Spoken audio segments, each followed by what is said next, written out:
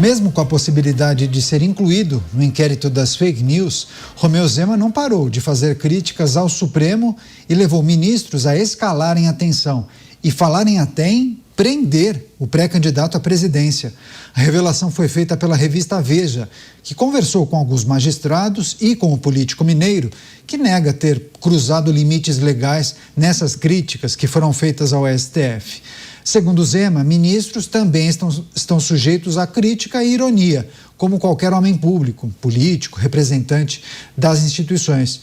E não devem se calar, não devem calar ninguém que discorde deles. Vamos chamar os nossos comentaristas? Acho que o Luiz Felipe Dávila está a postos, o Dávila está acompanhando, né, essas repercussões após as postagens de Romeu Zema, as críticas que foram feitas por Gilmar Mendes em algumas entrevistas, né? E, claro, principalmente o pedido para a inclusão de Romeu Zema no inquérito das fake news.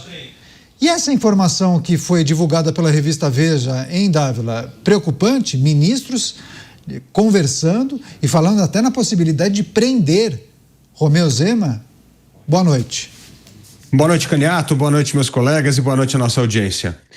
Caniato, é tão absurdo, é o teatro do absurdo que está acontecendo no Brasil. Se você tirasse o nome dos personagens e contasse essa história para alguém e perguntasse a um aluno qualquer de qualquer ensino médio que país é esse, ele provavelmente ia dizer algum governo autoritário, como a Rússia ou a antiga Hungria de Orbán, algum lugar onde não existe democracia, existe autocracia. E se depois você falasse, não, esse país chama Brasil, ninguém ia acreditar.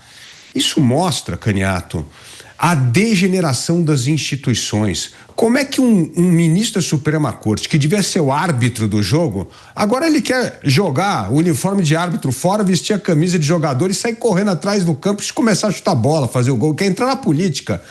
Imagina só o árbitro quer entrando no jogo da política. É isso que está acontecendo no Brasil. Tamanha veia autoritária que prevalece hoje no Supremo Tribunal Federal, principalmente na turma. Eu acho que hoje tem duas turmas. A primeira turma é a turma dos jacobinos. Esses jacobinos é isso, eles querem jogar o jogo da política. Eles querem determinar quem pode disputar a eleição, que condições pode disputar a eleição, qual é o teor do debate e do diálogo e da discussão num debate no ano eleitoral. É uma vergonha o que está acontecendo. Cada dia que passa, essa ala jacobina do Supremo Tribunal Federal revela a sua veia arbitrária, o desrespeito completo à Constituição. O guardião da Constituição simplesmente rasgou a Constituição, passa por cima da Constituição. É inacreditável o que está acontecendo no Brasil. O maior vetor de crise institucional hoje chama-se Supremo Tribunal Federal. Pois é, deixa eu chamar o Roberto Mota. O Mota também já está preparado, a postos, acompanhando o noticiário a cada dia, né? Uma novidade quando a gente olha para os embates entre Romeu Zema e Supremo Tribunal Federal. E aí, Mota, uma divulgação, uma informação de bastidor, né? Ministros teriam revelado a um jornalista que foi discutido, até aventaram a possibilidade de prisão de Romeu Zema por conta dessas críticas que ele tem endereçado ao Supremo Tribunal Federal. Bem-vindo, Mota, boa noite. Boa noite, Caniato, boa noite, meus colegas de bancada, boa noite à nossa audiência. Até hoje, nunca existiu nenhum regime de exceção que chamasse a si próprio de ditadura. Todas as ditaduras que já existiram até hoje juravam que a finalidade delas era o bem comum. Nenhum jurista, quando distorce a lei para o seu próprio benefício, diz que está fazendo isso. Claro, toda tomada de poder na história da humanidade sempre foi justificada em nome da liberdade. A gente precisa lembrar, na União Soviética, de Lenin, de Stalin, havia juristas. Aliás, um dos instrumentos favoritos dos ditadores soviéticos eram os chamados julgamentos espetáculo, nos quais, é claro, os adversários já entravam condenados. Pois é, esse é um tema que tem crescido tanto que será, inclusive, o tema, o assunto da nossa enquete do dia. Deixa eu só chamar o Cristiano Beraldo, que daí o Beraldo nos ajuda também a responder ou refletir sobre essa pergunta que nós fizemos para a nossa audiência. Beraldo, seja bem-vindo, uma ótima noite a você. A pergunta que nós compartilhamos para o público que acompanha os Pingos em todas as plataformas: se esses embates entre Romeu Zema e STF se intensificarem, o que você acha que pode acontecer? Ele pode ser condenado por algum crime?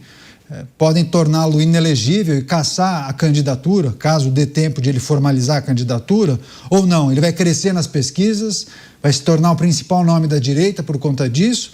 Ou você acha que não? Ele acaba pressionando o Senado a tomar alguma atitude ainda nessa legislatura? Bem-vindo, boa noite. Obrigado, Caniato. Boa noite a você, ao Dávila, ao Mota, ao Musa. Boa noite à audiência que prestigia diariamente os Pingos nos Is. Caniato, vamos lá. Várias consequências podem ser esperadas a partir desse cenário que acontece agora no Brasil, em que um pré-candidato à presidência da República resolveu tecer as mesmas críticas que tantas pessoas tecem ao Supremo Tribunal Federal, mas por algum motivo ele despertou uma reação que talvez tenha sido mal calculada, Caniato.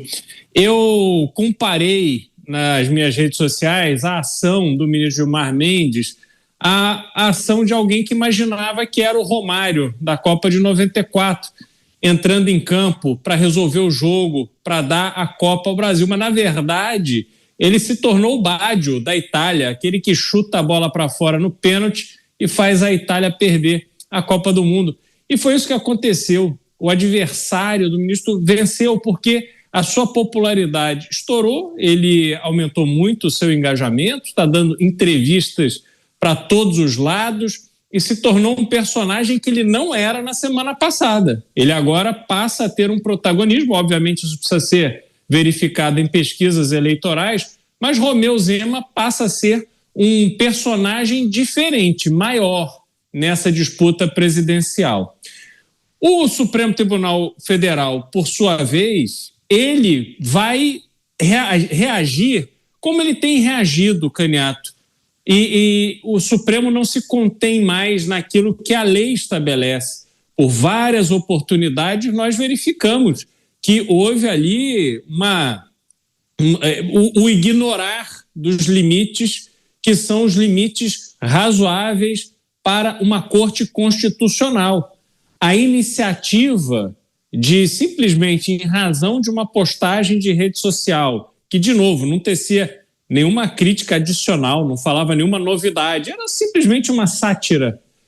E isso ser justificativa para que um ministro declarasse a inclusão de Romeu Zema no sombrio inquérito das fake news, isso demonstra que não há mais limites ao Supremo Tribunal Federal. Então eles poderão fazer qualquer coisa, nós como população poderemos esperar deles qualquer coisa, inclusive um processo célere para colocar nas costas de Romeu Zema consequências tão graves quanto a de tirá-lo das eleições desse ano de outubro, do próximo mês de outubro. E eu lembro, Caniato, que neste momento o Rio de Janeiro, esse estado que está devastado pela bandidagem, não apenas na política, mas especialmente fora dela, o Rio de Janeiro ele está sem um governador eleito, que o governador eleito renunciou. O vice-governador que foi eleito, ele já tinha renunciado para ir para o Tribunal de Contas. E agora que a Assembleia Legislativa elege um novo presidente, e todo mundo sabe, além de estar na lei, é um senso comum, o presidente da Assembleia Legislativa assume o cargo de governador na falta do governador, assim como o vice-presidente da República, o presidente do Congresso assume na falta do governador, quando não tem o vice. Só que aí não, o próprio Supremo resolveu dizer que o presidente do Tribunal de Justiça tem que ficar no cargo de governador. A troco de quê? Qual é a justificativa? Um cargo político eleito pela população, Caniato. O governador recebe voto para sentar na cadeira de governador. Aí tem uma regra de substituição na falta do governador. E aí você tem o presidente da Assembleia Legislativa, que não importa se ele é do PL, do PT, do PSOL, seja lá de onde for, ele foi eleito pela população para ser deputado estadual e foi eleito pelos seus pares para ser o presidente da Assembleia. É óbvio que cabe a ele ser o governador do estado, enquanto não acontecem novas eleições, se assim for a regra. Mas o Supremo não quer saber disso, não. Ele quer que o estado do Rio de Janeiro tenha ali um xerife do Tribunal de Justiça que vai ficar pelo gosto, único e exclusivo gosto do Supremo, até o final do ano na cadeira de governador. Então, Caniato, me desculpe, está comprovado que o Supremo Tribunal Federal brasileiro não vê absolutamente nenhum problema de jogar no lixo a vontade do eleitor brasileiro. Fazem o que querem e a população brasileira vai toda se sentindo como os moradores das áreas em que são controladas pelo tráfico, e que vale lá é a lei do Tribunal do Crime. Porque para retomar essas áreas é todo mundo com cara de paisagem. Enfrentar o crime organizado para valer, meter polícia na rua, meter bala em bandido que reage à polícia, e isso ninguém quer fazer. Ai, os direitos humanos, os abusos da polícia. Esse é o discurso que a gente ouve, inclusive, do STF. Agora, para se meter na vontade do eleitor, pronto, estão todos ali apostos para esculhambar de vez a democracia brasileira.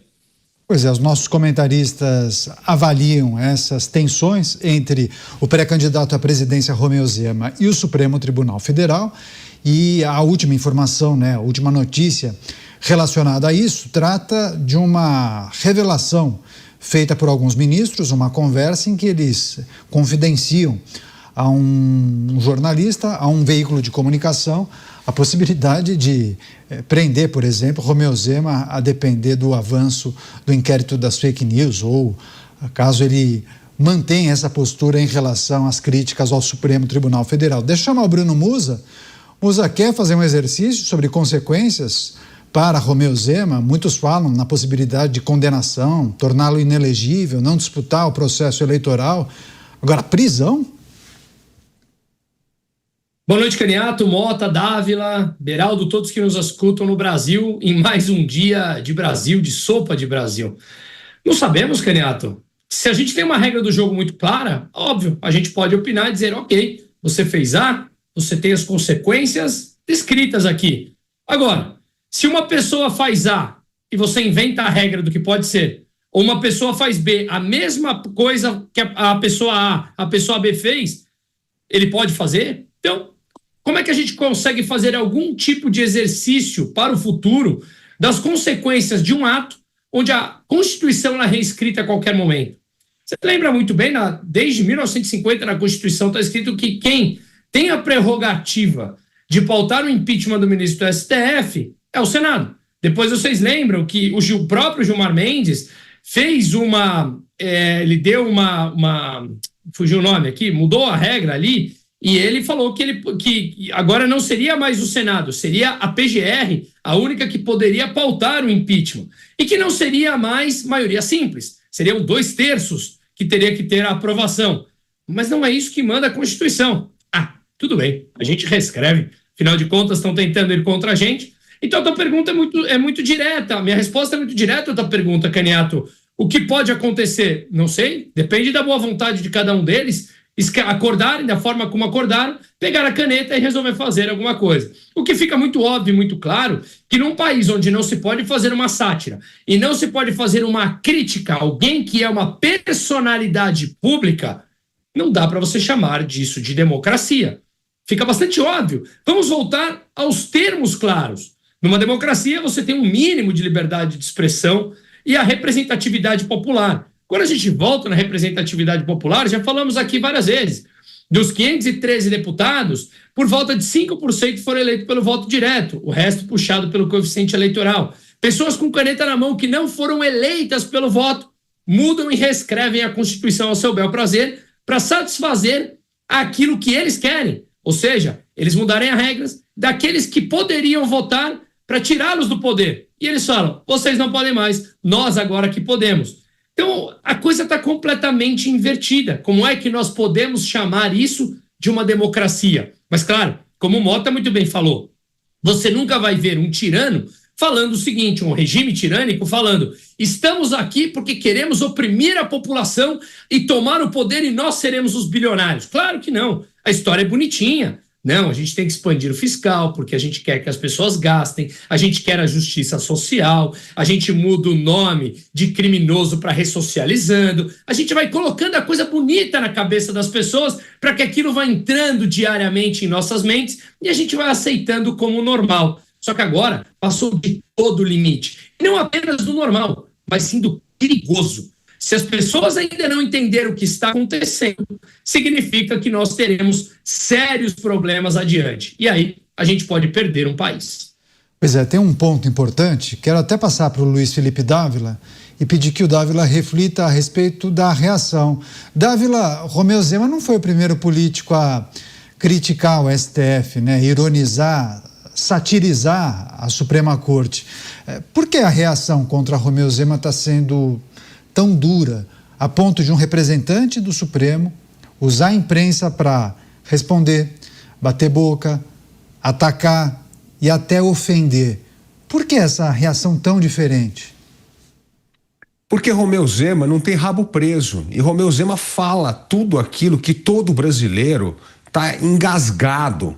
Um Supremo arbitrário que não compete a tratar a Constituição da forma sagrada que deveria tratar, cada vez mais tem... Olha esse inquérito da fake news. Isso em qualquer escola de direito, qualquer curso de direito, se você falar que existe um inquérito da fake news, o estudante de direito vai levantar a mão e falar: mas professor, isso é a ditadura? Nós estamos aonde? No regime ditatorial? Não, isso é a democracia. Como é que existe um inquérito por tempo indeterminado, sem escopo definido, que vira uma barriga de aluguel para perseguir políticos, adversários, intimidar jornalistas, censurar a matéria num país que se diz uma democracia? É brincadeira.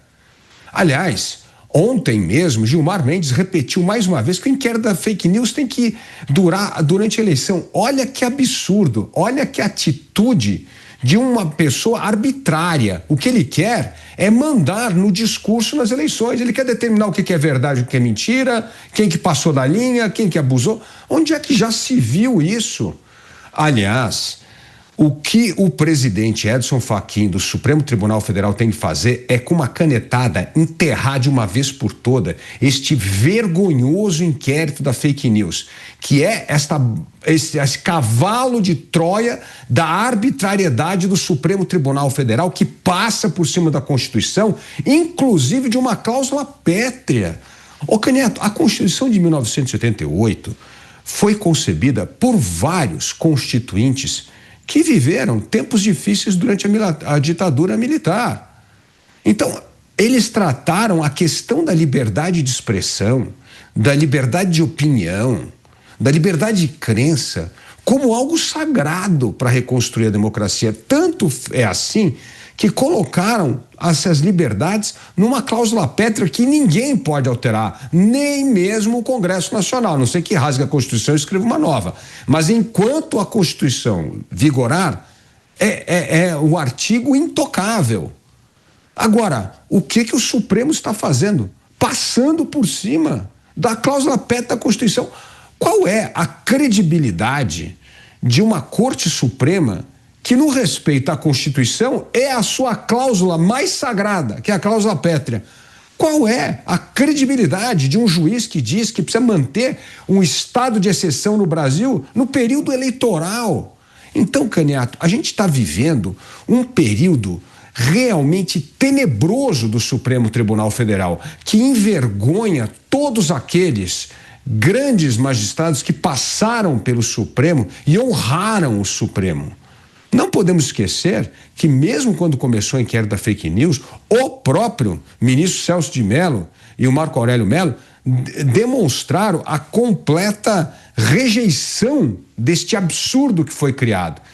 Então, Caniato, é difícil termos eleições limpas e livres num país onde a Suprema Corte quer ser o supremo árbitro do debate político. Isso não está na Constituição brasileira. Eu quero que os notáveis do Supremo mostrem aqui nos pingos nos is onde é que a Constituição diz que o Supremo tem esse poder. Onde é que a Constituição diz que o Supremo pode criar estado de exceção e decidir quem é o árbitro do debate político. É uma vergonha o que está acontecendo no Brasil. Felizmente, a imprensa, a opinião pública está se mobilizando. E a voz que representa toda esta indignação e revolta contra uma corte arbitrária é Romeu Zema. Pois é, deixa eu passar para o Roberto Mota, porque a gente tem tratado muito desse tema e o Dávila acaba de mencionar, a imprensa e a opinião pública têm feito a sua parte, ou têm se mobilizado. Mota, diante dessa escalada, essa subida de tom do Supremo, você acha que o Congresso Nacional, sobretudo o Senado, poderá tomar algum tipo de atitude, se solidarizar com o Romeu Zema, ou entender que agora a situação é mais grave e que necessita de algum tipo de medida? E quando eu falo medida, todos naturalmente entendem do que eu estou falando, né? O avanço de um processo de impedimento. Ainda que o presidente do Senado já tenha se manifestado contra, ou entenda que não seria o momento, ou que não dá em um ano eleitoral, você não acha que teria um momento em que o copo transbordaria e não daria para o Senado não fazer nada, quase um ponto de não retorno? Dá para a gente vislumbrar esse cenário? Eu não consigo vislumbrar, Caniato. Eu não vejo qual é a pressão que faria o Senado agir dessa forma.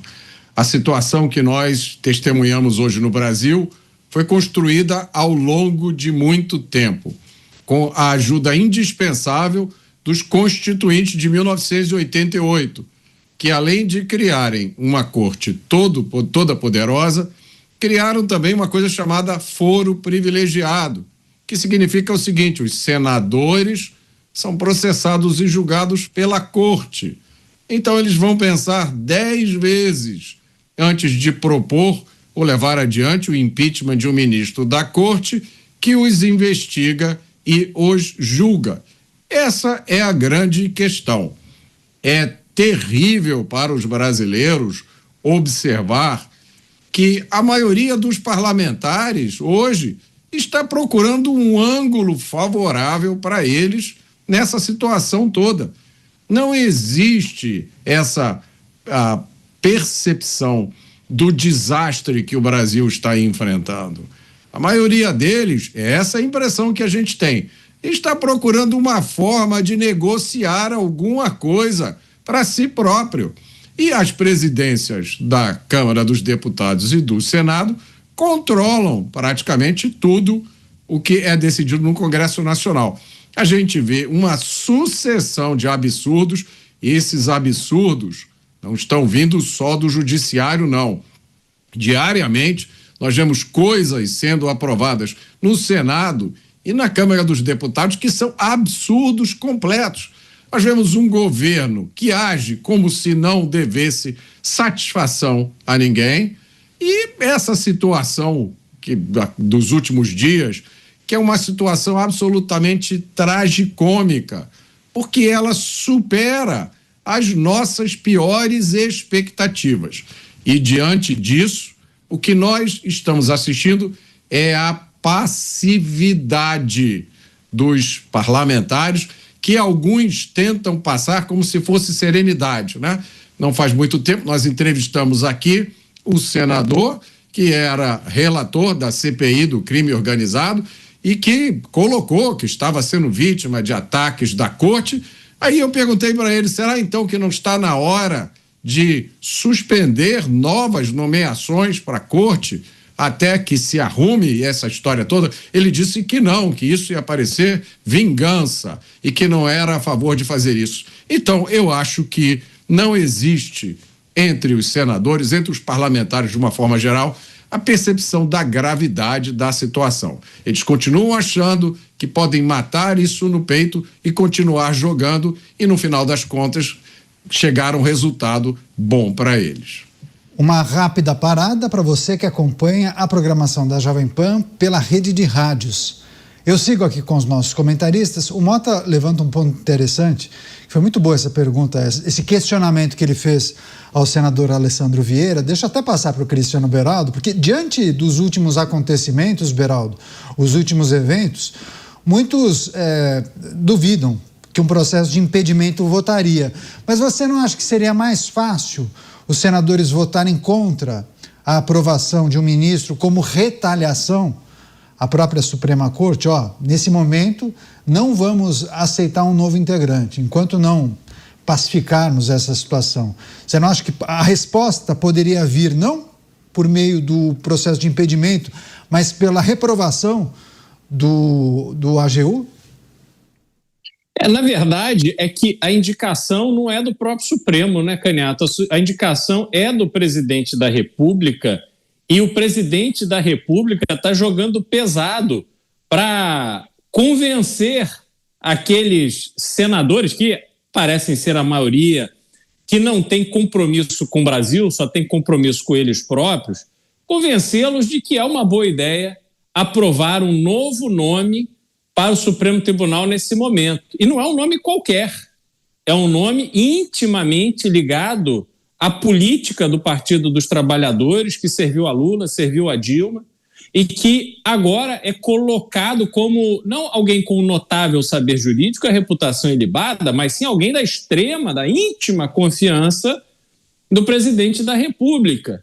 E aí, quando a gente quer ter a esperança de que o Senado vai agir, de que o Senado vai recobrar a consciência do seu papel constitucional e exigir dos indicados que sejam realmente figuras exemplares do mundo jurídico brasileiro, aí a gente tem a declaração do próprio senador Alessandro Vieira, que vai para aquela linha do ora veja bem. Não, olha, eu não gosto do Supremo Tribunal Federal, mas veja, não tem nenhum problema a gente... se for o caso, se a sabatina for bem, quer dizer, precisa da sabatina para fazer uma avaliação mais adequada, mais completa do indicado pelo presidente da República. Então, nesse ponto, Canhato, não dá para ter esperança. Esse Senado Federal é o Senado que entregou quase a unanimidade dos votos ao presidente Davi Alcolumbre, sendo que Davi Alcolumbre, durante o governo de Jair Bolsonaro, pegou a indicação de André Mendonça e sentou em cima meses a fio num imenso sinal de desrespeito com o próprio ex-presidente. E aí o que fazem os senadores que lá chegaram no Senado única e exclusivamente pelo apoio que receberam de Jair Bolsonaro? Eles, ao invés de lançarem uma candidatura própria, mesmo que fosse para perder, mas era obrigação daqueles que ali chegaram, especialmente os do PL, lançar uma candidatura própria e aí demonstrar que aquele grupo tinha uma opinião, uma posição, uma conduta que seria diferente do sistema, do todo, do centrão, etc. Mas não, eles acharam que estava tudo certo. Não, vamos lá, Davi é um cara legal. Ele que transformou a vida do Amapá. O Amapá agora é mais evoluído que a Suíça, graças ao trabalho feito pelos parlamentares do Amapá, pelos governadores do Amapá. Mas isso não é verdade. O Amapá não tem absolutamente nenhuma consolidação de avanço, um estado riquíssimo. O Amapá tem que ser estudado por engenheiros do mundo inteiro. Como é que um estado tão rico consegue manter a sua população num ambiente tão pobre? Quem foi ao Amapá sabe o que eu estou falando. As pessoas que lá vivem talvez não tenham consciência do atraso que é imposto a elas. Elas não têm culpa disso. Então, Canhato, esse é o Senado que nós temos. É um Senado covarde, é um Senado acomodado, é um Senado do acordo, é um Senado que não tem vergonha de abraçar aqueles que deram facada nas costas no passado. Então, não tem valor moral ali para que realmente exista uma resistência, para que exista uma luta, um trabalho. De novo, mesmo que se perca a batalha, Mas é muito, mas muito melhor perder uma batalha com honra do que se acovardar e não lutar pelo Brasil. Recebendo a rede Jovem Pan, todos conectados com a gente aqui em Os Pingos nos Is. Só volta rapidinho com o Beraldo, divide a tela. Beraldo, mas quando eu fiz aquela menção, aquela referência, porque vários ministros se manifestaram, ainda que, claro, a indicação tenha sido do presidente, então uma reprovação seria muito mais um recado ao executivo, mas é que muitos ministros se manifestaram favoráveis, né? Enaltecendo, é uma ótima indicação, uma pessoa muito preparada, e muitos entenderam que poderia ser também uma resposta ao próprio Supremo. Enfim, foi exatamente essa a menção. Quer fazer um rápido complemento? Não, é que Caniato, eu acredito que o nome preferido do próprio Supremo era de Rodrigo Pacheco. Mas é óbvio que quando tem o indicado vai lá e beija a mão de todo mundo. Porque se ele não fosse se curvar aquele grupo que comanda o Supremo Tribunal Federal e jurar, obedecer, estar ali para dizer amém ao que os mais velhos falam, ele não vai ter chance de se articular. Já vai um recado direto ao presidente da República dizendo, esse não. Então, ali é um trabalho simplesmente de obter a subserviência. E quando o Supremo atual apoia, na minha forma de enxergar, ele só está dizendo, esse é subserviente o suficiente para nos agradar. Pois é, o Beraldo mencionou o nome de Rodrigo Pacheco, ainda há uma dúvida, viu? E as pessoas só terão certeza de qual será o futuro de Rodrigo Pacheco a partir da formalização da candidatura dele, por exemplo, ao governo de Minas, né? Até o prazo limite. Então vamos aguardar, porque existe sim uma discussão em Brasília sobre a possibilidade de afastamento de um ministro, um afastamento voluntário por conta de um problema de saúde e talvez, em um segundo momento, a saída, né? A renúncia desse ministro. Abriria-se então uma nova vaga. E aí o presidente da República poderia sucumbir ou atender a um pedido de um presidente de casa legislativa e indicar uma figura muito conhecida na política de Minas Gerais, que é esse que nós estávamos mencionando. Deixa eu chamar o Bruno Musa também. Você, Bruno, o quanto o processo eleitoral deve colocar mais pimenta nessas discussões? O que é mais curioso de tudo isso é que o STF entrou na campanha. O STF entrou na campanha. A gente nunca tinha visto isso, né? Porque o que acontece? Romeu Zema fala com todas as letras e se comunica com um público que entende que é preciso que o pré-candidato ou o candidato se posicione em relação à Suprema Corte ou o que tem acontecido. O Supremo entrou na campanha, não ele, Supremo, né? Mas eu digo, o tema Supremo está na campanha eleitoral.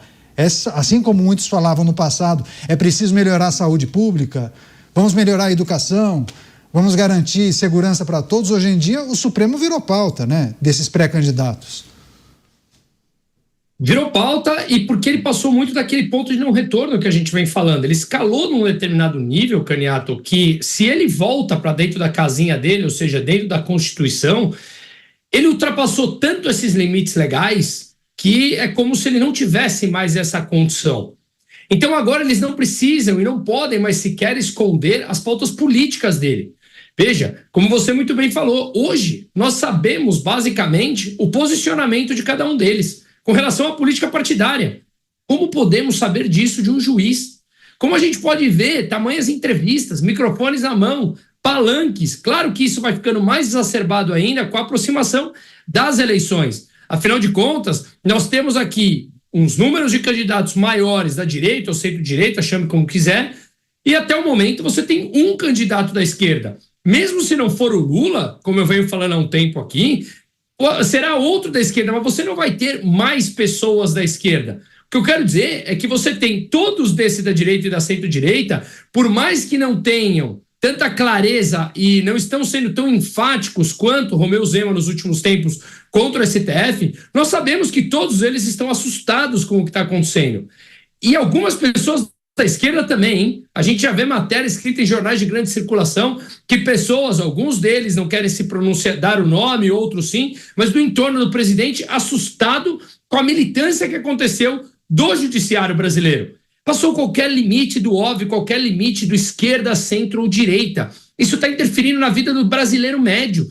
Quando você muda a regra do jogo, intervém se você cria impostos ou não cria impostos, se você muda a regra no meio do jogo, isso significa menos segurança jurídica, menos investimentos. Nós já vimos hoje dentro do balanço de pagamentos que saíram dados que ainda vem bastante positivo, mas abaixo do que era esperado de investimento estrangeiro direto. Se esse movimento político do judiciário chega numa escalada tão grande, o que acontece é que naturalmente, há uma fuga de capital daqui. Como é que eu vou colocar o meu capital de médio e de longo prazo num país onde as regras mudam e elas retroagem? Isso significa que o brasileiro, especialmente o mais pobre, sente no dia a dia. Então não adianta, são 11 pessoas não eleitas que com uma caneta poderosíssima altera a regra do jogo. E muito mais ainda na aproximação das eleições, porque tudo isso se torna muito mais acalorado. Então, uma coisa que passou de um ponto de não retorno, nós temos os ministros aí que estão dando a cara e tomando mais, digamos, porrada nesse sentido, mas porque eles agiram dessa forma nos últimos anos. Não adianta colocar a culpa nas fake news, no inquérito aberto, de crimes ainda que possivelmente poderiam acontecer na ideia deles. Não, isso está sendo usado como pressão, mecanismo de pressão àqueles pré-candidatos, para que eles tomem cuidado em falar contra o ministro. Veja só, para nós que somos do mercado privado, todos nós recebemos críticas, todos nós que damos a cara a tapa, seja em rede social ou aqui, estamos expostos a isso. E as críticas, elas são saudáveis quando feitas de maneira pertinente. Será que faz sentido? Deixa eu incorporar essa crítica construtiva que eu recebi no meu discurso, deixa eu estudar aquele tema para eu evoluir. Não, ali o que eles se tornaram é semideuses que não podem ser criticados. Mas numa democracia, quem não pode ser criticado? Ainda mais quando você passa dos teus limites estipulados pela própria Constituição. E aí, não me venha chamar isso de democracia.